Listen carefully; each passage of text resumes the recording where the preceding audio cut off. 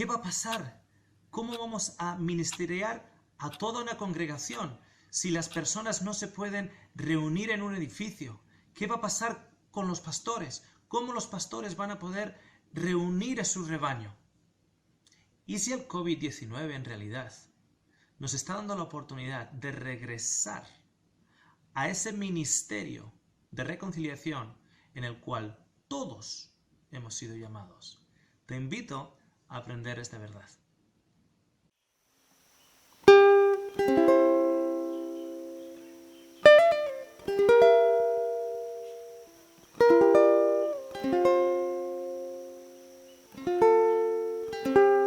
El modelo del Nuevo Testamento y dónde entra ahora el concepto de el clero y los laicos. Déjenme poner la imagen para que me puedan ver. Ahí estamos. El clero y los laicos. Con el clero hemos topado. Cuando yo les muestre en estos momentos, en los siguientes minutos, el concepto de clero en el Nuevo Testamento, estoy seguro que a una gran mayoría de ustedes les va a sorprender, porque no es lo que se nos ha hecho pensar. El clero se nos ha hecho pensar que es ese grupo profesional, ese grupo que sabe más que el resto, ese grupo que de una u otra manera ha pasado por un seminario de teología, o que tiene un doctorado en divinidad, etcétera, que puede enseñar a otro. El clero es el que sabe. ¿Cuántas veces personas han ido a preguntar o a sus curas o a sus pastores, etcétera, cosas que ellos encontraban en la Biblia y que no tenían sentido o que encontraban igual en otros escritos teológicos? Y tanto los pastores como los curas, si no, o el clero en general, si la duda de este feligrés era un poquitito cortante o era un poquitito desafiante a las verdades guardadas por la iglesia que sea, la respuesta era: no te metas en esto, déjame a mí hacer mi trabajo, que es el de yo escudriñar las escrituras y yo decirte a ti lo que las escrituras en realidad dicen. Es el concepto más rudo, digamos, del clero que históricamente se ha conocido. Yo entiendo que diplomáticamente hablando hay cada vez menos de ese tipo de clero, pero bueno, los hay todavía y de vez en cuando gente me comenta de esos casos. Tengo una amiga que ella comenzó a leer la Biblia por sí sola y ella era eh, monja en Guinea Ecuatorial y, bueno, encontró ciertas cosas en la Biblia y fue donde el cura y le preguntó: ¿por qué esto y por qué esto y por qué esto y por qué esto? Y el cura directamente le dijo que deja de leer esos libros, deja de leer la Biblia no te conviene, deja de leerlo, tú simplemente escucha lo que yo te digo y te irá bien. Es el concepto más, y eso no es hace 200 años, eso ha sido hace poquito. Saludos a mi amiga, ella ya sabe quién es, se estará riendo en estos momentos. Bien, ¿qué es el clero en el Nuevo Testamento? Primero vamos a mirar lo que es el clero en el Nuevo Testamento. Ok. Colosenses 1:12 nos trae la palabra clero. La tengo ahí puesta en amarillo y así está escrito: cleros. Está escrito evidentemente en griego, porque el Nuevo Testamento fue escrito, o por lo menos nos ha llegado a nosotros en griego. Cleros, cleros. Y dice así lo siguiente: Pablo, dando gracias al Padre que nos ha capacitado para compartir la herencia, cleros, de los santos en la luz. ¿Quiénes son los santos? No son las personas que han muerto. Los santos son aquellos que han aceptado a Jesús como su Salvador. Pueden estar dormidos en la tumba o todavía vivitos y coleando. sea, si tú has aceptado a Jesús como tu Salvador y su sacrificio sustitutivo para contigo, para que tú no tengas que pasar por ello, Él ha pagado tu cuenta, tú, de acuerdo al Nuevo Testamento, tú eres uno de esos santos que está en la luz, que estaba antes en tinieblas y se ha movido de las tinieblas a la hermosa luz. Y por ello tú tienes una herencia. Esa herencia te la ha dado tu padre. Tu padre, porque tú te has convertido en su hijo heredero. No que antes no fueras su hijo, pero eras un hijo que no querías ser heredero. Pero una vez que aceptaste el sacrificio de Jesús, te has convertido en un hijo heredero. Entonces tú tienes una herencia. ¿Cuál es la herencia? El gozo, la paz, la misericordia, el amor, la vida eterna. Tienes una herencia en Cristo Jesús. Todo lo que le pertenecía a Cristo, por herencia ahora te pertenece a ti. Bien, la palabra cleros es esa herencia. Cleros no son los profesionales. No, la palabra cleros es la herencia. Fíjate en el versículo. Dando gracias al Padre que nos ha capacitado para compartir la herencia, cleros, de los santos en la luz. No busques en el Nuevo Testamento la palabra clero unida a un sacerdote, un pastor, un cura, un obispo, un profesional o un teólogo. Y digo no lo busques no porque te esté negando que lo busques, sino porque te vas a cansar de tratar de encontrarlo, porque no está. No existe. Cleros es la herencia que tú tienes. Y como hijo de Dios, la tienes tú. Y como hijo de Dios, la tengo yo. Y la tiene todo aquel que haya aceptado a Jesús como su sustituto. Todo aquel que haya aceptado el sacrificio de Jesús y haya ganado la salvación a través de ello. Todos aquellos que estaban antes en tinieblas y ahora han venido a la luz del Evangelio son herederos y por ello todos reciben el clero. ¡Wow! Otro ejemplo. En el libro de Hechos, donde se repite esa palabra. Esto es lo que Dios le dice a Pablo. Cuando Pablo está compartiendo cuál era el ministerio de él, ¿no? Dice lo siguiente. Te rescataré del pueblo judío y de los gentiles, a los cuales yo te envío, para que les abras los ojos a fin de que se conviertan de las tinieblas a la luz. ¿Viste? Hijos de la luz. Y del dominio de Satanás. La palabra Satanás es enemigo. Y del dominio del enemigo a Dios, para que reciban por la fe en mí el perdón de pecados y herencia entre los que han sido santificados. Herencia, cleros. Tú has recibido clero. De hecho, la expresión con el clero hemos topado, si la usamos en el contexto del Nuevo Testamento, es algo bueno, porque has topado con tu herencia. Lo que tu padre te ha dado, todo lo que le pertenecía a Cristo, es para ti, incluido la vida eterna, incluido su paz, incluido su gozo, incluido su fuerza, su buenaventuranza, su espíritu de paz. Todo eso te pertenece a ti. De ahí viene cleros. No tiene nada que ver con una élite religiosa. Fíjate lo que Primera de Pedro, o el apóstol Pedro nos dice.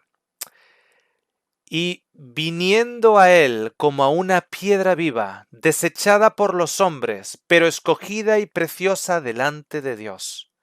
También ustedes, como piedras vivas, sean edificados como casa espiritual para un sacerdocio santo, para ofrecer sacrificios espirituales aceptables a Dios por medio de Jesucristo.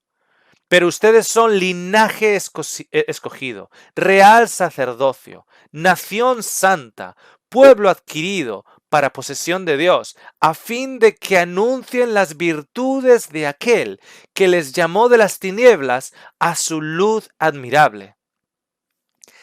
¿Sabías que tú eres un sacerdote?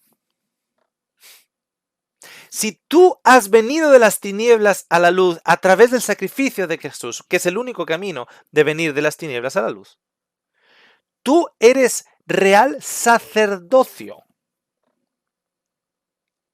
Tú, ama de casa, eres real sacerdocio. Tú, joven que has aceptado a Jesucristo y tienes 14 años, eres real sacerdocio.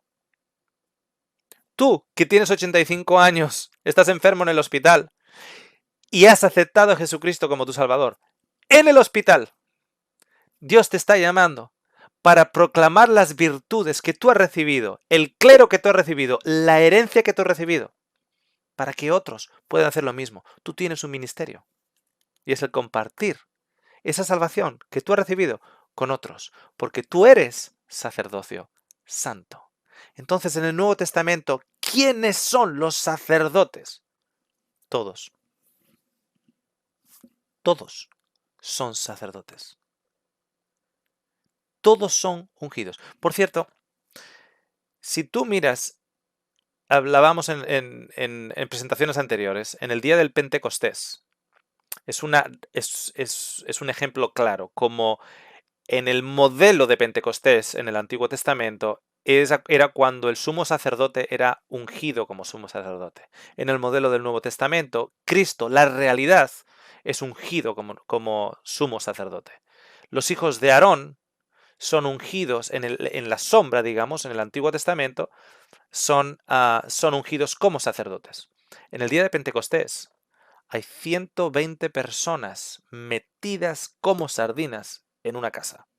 120 personas metidas en una casa y en una misma habitación, en el aposento alto, hay personas que están orando y son ungidas como sacerdotes. ¿Cuántos? ¿12? ¿Los 12 apóstoles que estaban allá recibieron el Espíritu? No. Los 120 recibieron el Espíritu. Todos recibieron el Espíritu. Todas las personas que estaban allá. Las mujeres, los hombres, todos recibieron el Espíritu. Todos son sacerdocio real. Además, te voy a decir una cosa. La Biblia habla de una primera resurrección y una segunda resurrección. La primera resurrección es la resurrección de aquellos que ya han aceptado a Jesucristo, y cuando Jesucristo venga en las nubes del cielo a rescatarlos, digamos, a sacar a sus hijos, porque esta tierra se está cayendo a pedazos y no puede sostener ya la vida, cuando venga Jesús a rescatarlos, a sacarlos, aquellos que van con Cristo son aquellos que han aceptado a Cristo. Eso incluye mujeres, niños, esclavos, ricos, pobres, enfermos, saludables, negros, blancos, amarillos, cualquier color, cualquier raza, cualquier nación, cualquier idioma. ¿Qué será de ellos? De todos ellos. Fíjate lo que nos dicen. En Apocalipsis 20, cuando habla de esa primera resurrección, bienaventurado y santo es el que tiene parte en la primera resurrección. Es la resurrección de los justos que le llaman. La muerte segunda no tiene poder sobre estos, sino que serán sacerdotes de Dios y de Cristo y reinarán con él por 1000 años. Esos 1000 años es la diferencia entre la primera resurrección y la segunda resurrección. La segunda resurrección, la resurrección de aquellos que no aceptaron. Entonces, ¿serán qué? Sacerdotes a Dios. ¿Por qué? Porque por fe, en vida, ya lo eran. Y esos que son resucitados en la primera resurrección, ten en cuenta que son hombres, mujeres, niños, viejos y de cualquier nación y lengua. Pero tienen algo en común, son hijos de Dios. Por ello, son hijos del sumo sacerdote y ellos mismos son sacerdotes. ¡Wow! Eso sí que es diferente. Eso sí que es diferente a esto. Es diferente a un concepto de clero totalmente extraño al Nuevo Testamento, en lo cual tenemos una élite, unos profesionales. Solo ellos pueden tocar el pan, solo ellos pueden tocar el vino, solo ellos pueden bautizar, solo ellos Eso lo he dicho queriendo. Solo ellos pueden bautizar. El Nuevo Testamento no enseña eso. El Nuevo Testamento no enseña que solo un cura o solo un pastor puede bautizar. El Nuevo Testamento no enseña eso. Sin embargo, bien seas católico, anglicano, ortodoxo, protestante, evangélico, de cualquier denominación, y lo repito, de cualquier denominación, hay un clero, pero no es el clero bíblico. Hay un clero profesional. Entonces, automáticamente tú creas un clero y un laico. La palabra laico en el Nuevo Testamento se utiliza como las gentes que forman la iglesia. Laos, de laicos, de gentes que forman la iglesia. Y no hay diferenciación en Cristo Jesús. No hay esa diferenciación. No hay una profesionalidad. No hay, a mí el Señor no me puede hablar porque soy laico, solo le puede hablar a Él. Yo no puedo tocar ciertas cosas, no puedo tocar un pan, no puedo tocar un vino, no puedo bautizar a una persona, etcétera, etcétera, etcétera, porque yo no he pasado por el seminario. Y esto lo digo retóricamente, porque en mi caso sí que he pasado por el seminario. Tengo una licenciatura en teología. Hice 4 años de griego, de hebreo y de todas esas cosas que me valen para mí. Absolutamente para nada. Porque no valen para nada. Porque es mi fe en Cristo lo que vale. El resto no vale para nada. Si yo pongo el énfasis en el hecho de que sé más o que tengo una posición más alta porque yo tengo una licenciatura en teología, se me ha caído un tornillo. En ese momento he perdido el hilo de lo que la Biblia me está enseñando. ¡Wow! ¡Wow, wow, wow! Y no hemos acabado. Creo que todavía quedan 2. Agárrense nuevamente los cinturones porque viene curva.